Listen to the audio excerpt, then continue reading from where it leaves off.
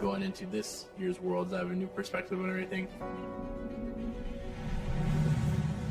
I feel I've figured out how everything works. S 5是没有去进到 S 系列的，当时因为自己的状态也非常差嘛。S 6得到这个机会，对一个职业选手来说就是很开心的一件事情。艾美这个队伍进 LPL 的时候，很多人会觉得我们是个废物队伍。这个时候我们进了 S6之后，感觉把他们脸全打光。今年的努力就是靠这次世界赛来证明。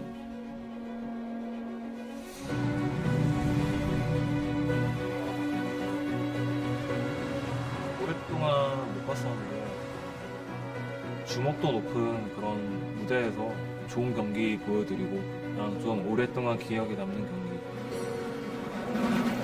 I'm really glad I finally made it to the World Finals. It was my dream. It feels amazing. Primeira vez a Kabum conseguiu ter uma vitória, a segunda vez a PEN conseguiu ter duas e foram muito bem. E a gente espera continuar melhorando isso a cada ano. A gente espera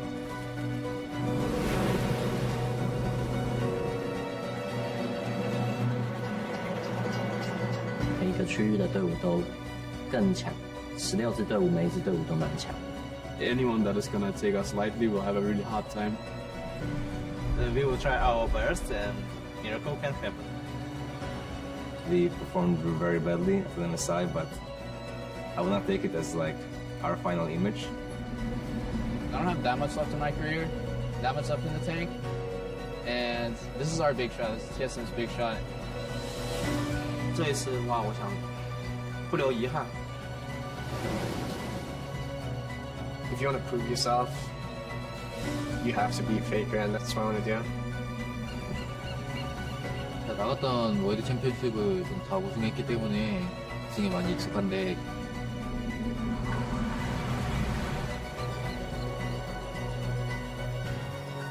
전 세계에서 최고가 될 수 있는 그런 기회잖아요.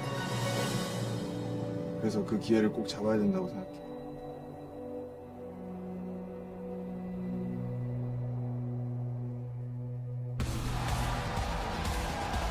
After 9 months of competition across all corners of the globe, 16 teams, the finest their regions have to offer, have all converged on the Bill Graham Civic Auditorium here in San Francisco, California. Now you're getting a look at the sights and sounds of opening day. As you can see, the stands, the arena is packed. Plenty of energy for the very first day of the group stage. Of course, this is a marathon, ladies and gentlemen. 5 weeks of competition. Everyone streaming in moments ago to take their seats, but plenty of fandom here. As you can see, Cloud9 fans in the crowd. We've got TSM fans in the crowd, but it's not specific to NA. We've got people who are fans of every region and every team from across the globe. Gentlemen, while the teams are closer to the Summoners Cup than ever before, their toughest challenges lie ahead as 5 weeks of competition will leave us with just one team to be crowned, the 2016 League of Legends World Champions. Hello, ladies and gentlemen. I'm James Dash Patterson, thrilled to be here on the analyst desk with none other than Mitch Krepovorspools, Chris Papa Smithy Smith,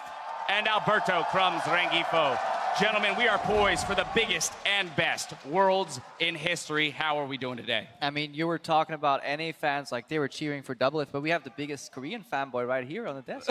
That's right, here live. First Worlds ever for me to be live in attendance. Watch the rest on stream. Hyped for this one, though, because it's going to be a pretty damn close World. This is Christmas for me. I mean, and what better way to celebrate it than with the gift that keeps on giving, 5 weeks of incredible international action right here. That's very true. And with our international field of teams, our broadcasting partners from around the world have joined us here in California to follow the action from day one. You can see here our friends from China's LPL, the CIS's League of Legends Continental League, and Brazil's CBLOL right next to them. We're broadcasting in over 15 languages worldwide, so everybody can tune in and be a part of it. But now, it is time to head on stage and meet the 16 contenders that will do battle in pursuit of the Summoners Cup.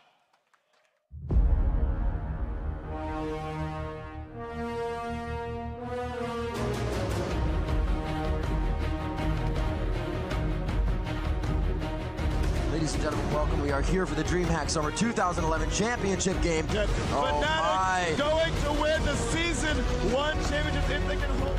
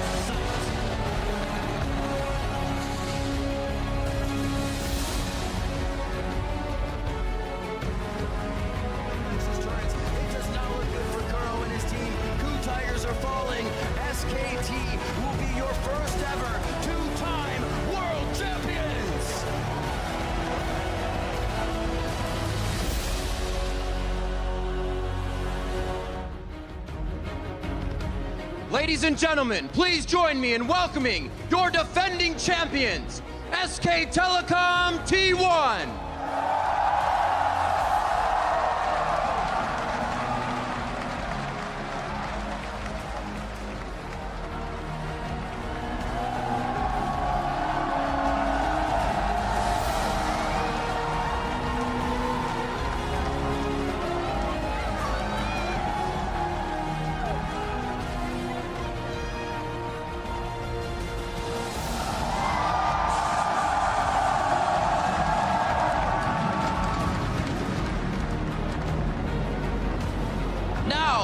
Meet the teams here to challenge their title for the Summoners Cup. Starting in Group A, from Korea's LCK, ROX Tigers.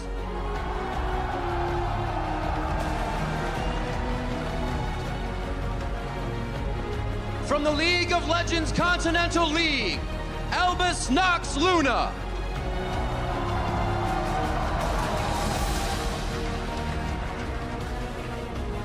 Representing the European LCS, G2 Esports.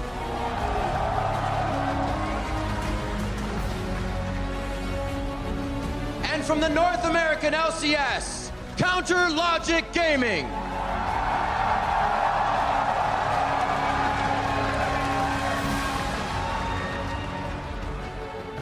Now turning to the teams fighting for dominance in Group B. From the League of Legends Master Series, Flash Wolves.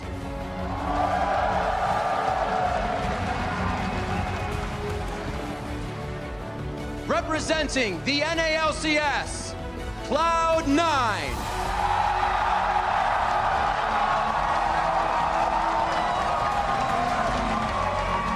From China's League of Legends Pro League, IMEI.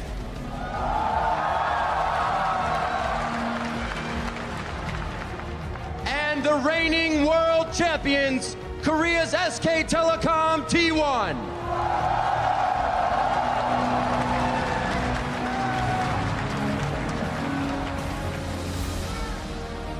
Ladies and gentlemen, let's hear it once again for your teams in Group A and B.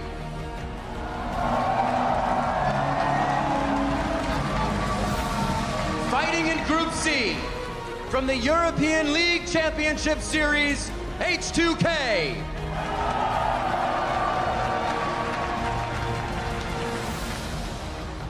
Returning to the world stage from the LMS, AHQ Esports Club.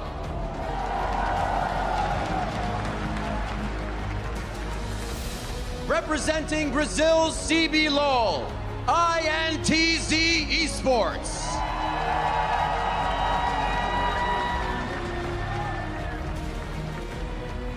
And from the LPL, Edward Gaming.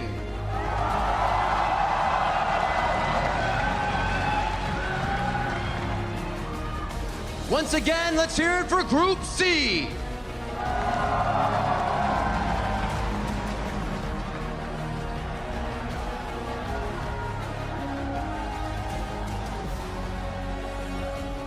And finally, in Group D, from Korea's LCK, Samsung Galaxy.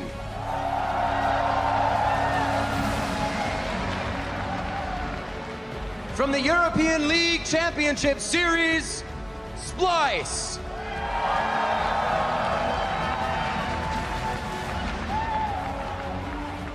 From China's LPL, Royal Never Give Up.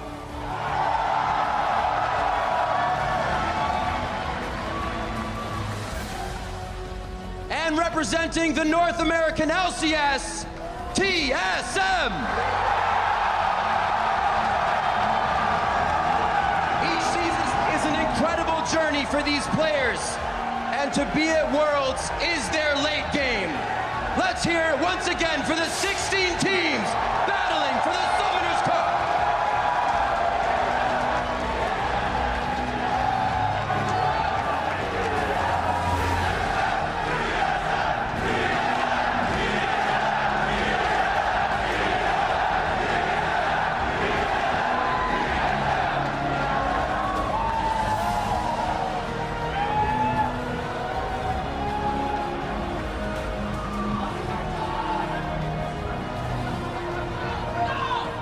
Teams from all over the world now gather together after this journey, after an experience, success, seeing the ups and downs of a year.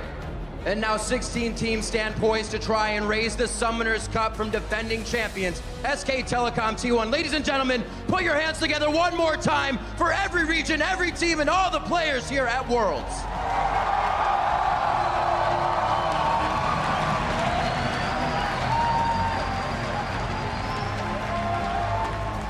"16 of the best teams from across the world here on one stage to do battle for the title of champions. This is a culmination of a year's worth of work, Crumbs, and it all comes down to this. San Francisco, the start of the group stages. I'm sure you can relate to this, Mitch, but the amount of effort that these guys have put in to get here is insane. They have tried so hard. They have sacrificed their lives for this moment, and so many of them are just so happy to have this chance and really show off. And more importantly, once that like deafening scream came out for TSM, like, oh boy, everybody in the audience gets goosebumps, and that's honestly so. You put so many hours in it. You sacrifice so much of your life, but then these moments is where it's worth it. So to all the fans out there, keep cheering whenever you see your player on stage, off stage, outside. Keep that fandom alive because it means so much to all the players. That it does. And of course, gentlemen, something we cannot ignore that is unique to this year's World Championship. This is the first time we have a defending champion back in the tournament to defend their title in SKT. And the crazy thing is, though, Dash, that they're not necessarily the favorites they were last year. They come in the reigning champions, first time that's happened, but it was more about the ROX Tigers this year, finally making that big ascent to win their first ever LCK split. But SKT in with a shout, and if you got Faker in the mid, very hard to count them out. I mean, that's the thing about SKT. On tournament play, they're still expected to perform. Even maybe not being the first seed out of LCK or the tournament favorites, we still expect them to show up. We cannot underestimate their growth throughout a tournament. They've shown time and time again, even at MSI, struggling at the start of the tournament, but once the machine gets rolling, they watch some VODs and they understand the meta game, they come out on top in the end. Can the ROX Tigers challenge them this year, or is somebody else going to take that? Speaking of growth, though, North America, finally the year that seems like everybody has agreed that this is a region worth respecting. Even the Eastern teams are respecting them, saying that these guys actually have a shot. They're not to be taken lightly. And if you're going to put the eggs on the basket for North America to win, it seems like TSM is the team to go. And just all three have something to surprise. And it's so interesting that they've finally decided to follow their own meta and stick to that. It worked in MSI. It could work here again. 17-1 in the regular season, 6th appearance at Worlds, you know, recruited double F2. If it's ever going to happen, if it has to work, it is this year that TSM has to kind of put up or shut up, and I'm excited for them this tournament. An incredible summer split for them. I mean, incredible growth for that team over the year. I do actually want to hop back, Papa, and get your take on the ROX Tigers, perhaps our tournament favorites. We talked about SKT trying to defend that title. We cannot forget that ROX made it to the finals. They were the runners-up last year, and they've come back only stronger. And the fun thing is, Dash, that was kind of an over-performance for them. When you looked before the tournament last time, people were talking about the ROX Tigers as a good team, but not a great team. They had their weaknesses. They finished second. That was almost more growth than you would expect for this team. Over the offseason, they brought on Peanut. They changed their style. Crazy how they could adapt from a very defensive-minded jungler in Hojin to that aggressive jungler in Peanut. Came so close in spring season, dropped it to SK Telecom. Finally dodged SKT, took down the LCK, but maybe their success here is on whether they can actually beat SKT. That would be the ultimate for them. Winning Worlds, that's one thing, but also getting rid of the specter of SK Telecom and their domination over the ROX Tigers. That will be a Worlds to remember. Yeah, we talked about 2 Korean favorites here, but if we're going to talk favorites for the entire thing, we have to talk about Edward Gaming. EDG is coming in undefeated. They were 16-0 in series in the regular season. They have such a fantastic lineup, probably the best AD carry, probably the best bot lane in the tournament they have with them, and they're honestly tournament favorites. Right, you talk about that 17-1 out of TSM, 16-0 out of EDG, just as, if not more impressive. Well, if you got to talk about favorites, you also have to talk about the dark horses. And we've known that LMS has been the dark horse all of this time. They always play spoiler and just surprise every single time. And what's interesting is that these two teams also happen to have almost an identical lineup to what they had last year, which is so exciting because that doesn't really happen. You get to see the growth of a team throughout an entire year, and they make it back. I mean, talking about the major storylines for that region, the fact that they secured a Pool 1 seed at MSI. And as you mentioned, both Flash Wolves and AHQ making a reappearance here at Worlds. They were kind of counted out last year. Boom, both of them make it out of their groups. What are they going to do this time around? I mean, AHQ, we're talking about growth, but we also have to talk about struggle. They did not have a great season overall. They openly came out in multiple interviews, discussed how they were struggling, how the team communication was breaking down. But then they had their equivalent of the regional qualifiers, swept it 3-0 in the one one game, 3-0 in the next, and then they came into Worlds with very clean macro play. It'll be very interesting to follow them against H2K in particular in that group. All right, well, we haven't touched on the European LCS, Crepo. So here we are. What are your thoughts with the contenders that the European LCS has put forward? Well, at least G2 Esports screwed themselves at MSI because they ended up taking the equivalent of the #1 seed, but now a #2 seed. Right. They're actually favorites to at least get second place at minimum in that group. And then H2K, in my opinion, can make it out too. So that would be great for Europe. And then if Splice can maybe play spoiler, maybe take one game of TSM, I'd be happy.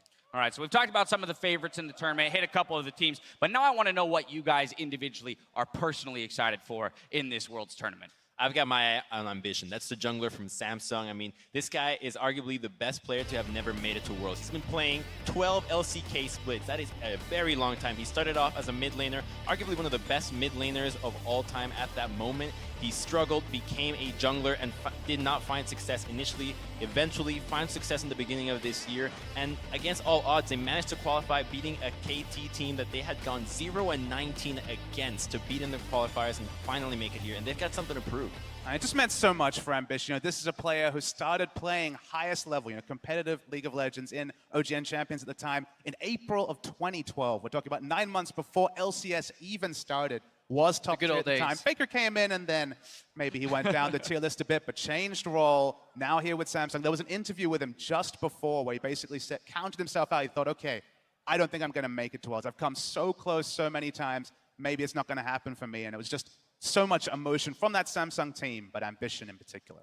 Now talk to me about this jungle then that we have, because Ambition is just one piece of it. What about the rest of the jungle pool, and especially here on patch 6.18, as we've kind of skipped a couple patches here, how do we expect this to develop? I mean, we brought standard lanes back in 6.15. Right now we're 6.18 here, and it's going to be beautiful.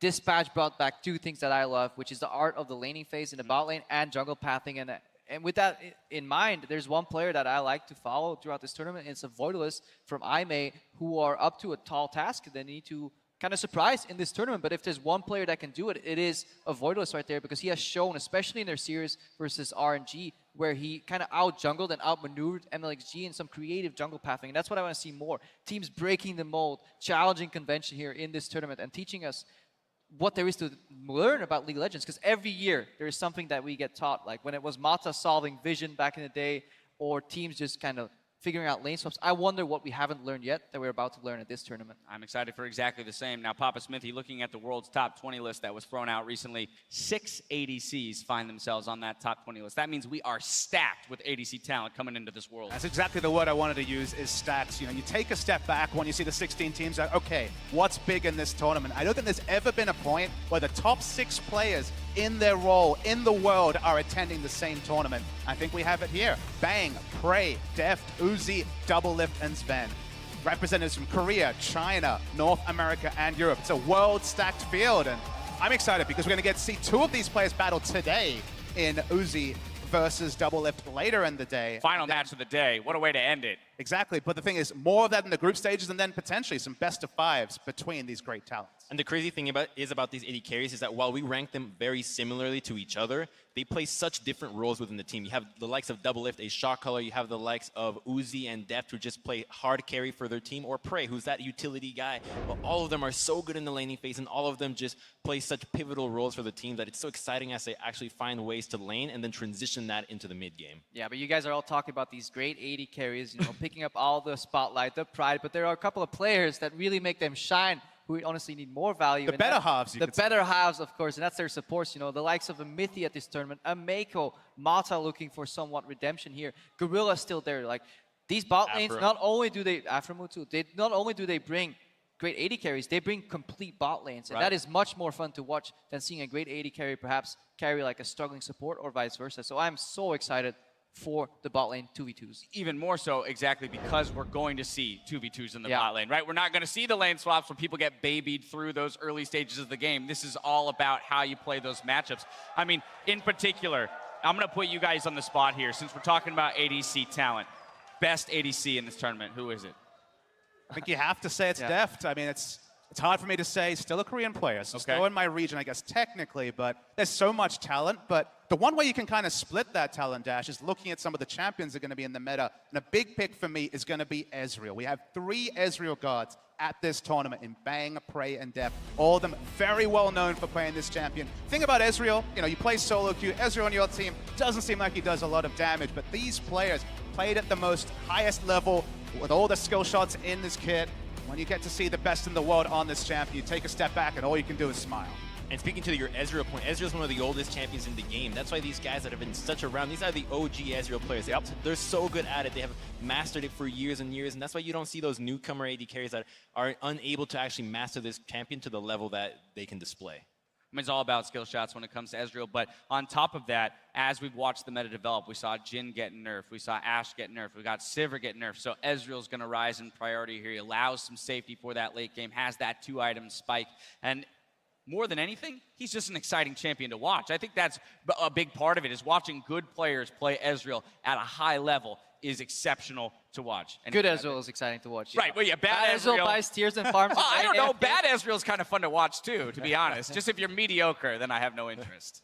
All right, well, moving on then to our next beat here. You've heard from us on the desk what we want to see and what we're taking away from this tournament. Now tweet at LOL Esports with the hashtag Worlds and tell us what you're most excited to see during the group stage and why. We'll check in on the conversation later today, so keep your thoughts coming. Now, all of Worlds 2016 will be played on patch 6.18, and while Yorick is disabled, everything else is fair game, which means we might see a Kled. And my question to you is, will we see a Kled, and will we see it today? So I think the teams, the way that they're going to play Kled, they're going to ease into it like an old man into warm water. It's really... into warm batter. I don't want to see that ever. So that's why, because it's such a new pick and not everybody knows how to play around it, you have to be very cautious with how you play it. There's such a strong meta already developed in the top side that can easily bully out a Kled, and it's honestly a rough pick. So I find it that a team that most likely will have an easier matchup might experiment with it and see some success, and then other teams will likely pick it up, or we'll see the reverse. It'll fail, and nobody will pick it. My prediction is it's going to be a champion we'll probably see, maybe even today. We're going to see someone try it out. I feel like the first time you see it, that's going to be the acid test. So whether it's, say, international, it's one of the outsiders of this tournament playing against a favorite, if it struggles, then I think other teams might take one back. I don't know, this seems like a riskier pick than it might necessarily be. But I'm expecting to see a lot of poke this time, a lot of Jace, a lot of Ezreal. Engages at a premium, that Kled ultimate, the charge, it really can lead the charge. So it has the potential, but whether we'll see it a lot remains to be seen. I mean, if we take that point that Crumbs made right there, he has a slightly weaker laning phase where you can get countered, which means you kind of want to counterpick Kled on like 5th rotation purple side. The problem is right now, mid lane meta is also very counterpick oriented if you follow the pro players here, because the likes of Syndra, Cassiopeia, and even Orianna kind of have like a rock, paper, scissors relationship right there. I don't think there's too much space for counterpick top lanes right now at the tournament, because they'll just lock in something really strong early. That may block Kled, but it should be no surprise when a team whips it out and suddenly starts carrying, because it's so unpredictable. That ulti is a game changer. I think one of the most exciting things about these larger tournaments for me is watching that meta develop within the tournament itself, watching successes and failures and seeing how teams react to those moving into week 2. Now, for a deeper dive on 618, check out our full breakdown on lolesports.com. All right, well, we'll get to our first look at contenders in just a few minutes, starting with Group A, as Europe's G2 Esports and North America's CLG set up on stage for our first clash of the tournament.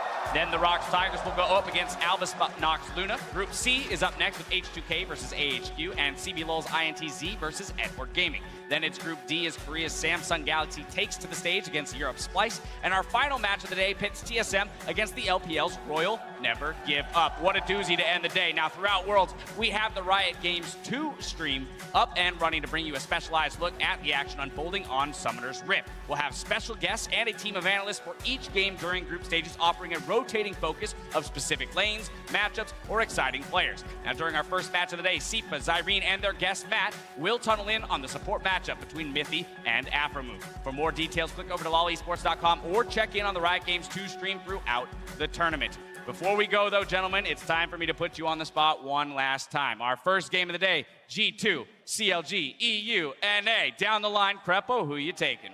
I'm going to go for G2 Esports here. I know CLG come into every tournament with a lot of cheese. They'll whip out the Parmesan, the Gouda.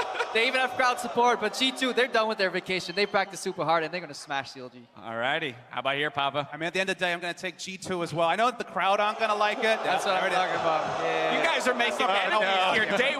Day one, game one, we're making enemies. But you guys, Kui's no longer here. But what I will say, though, is that remember back to MSI, CLG had the Aurelion Soul. They had something prepared. I think the fact that CLG plays in game one of the day when the meta's not settled, this is their best chance to take down G2. So it's a close one. Based on tape, you go for G2, but can't be too surprised if CLG. They got something special. I see Crumbs is antsy. He's ready to go. What do you got for me? You know, my mind's telling me that G2 will take it. My heart wants CLG so bad, but there's just so much against Follow your heart, CLG Crumbs. right now. Follow your heart. I have to take G2. I have to take. No. But this is their best shot. This is their best shot for CLG. I think they can do it. I want it to happen. You're done. You're done, Zone. All right. The evidence is too much, man. It's been the whole split. I got to go with Papa Smithy on the best of 1 point for CLG. I think that's a really, really big move for this squad. And it looks like the crowd is behind me on that one. But, ladies and gentlemen, 3-0 here on the desk in favor of G2. It's time now to hit the rift here in San Francisco. So without further ado, let's send it to the casters to fire up Worlds 2016.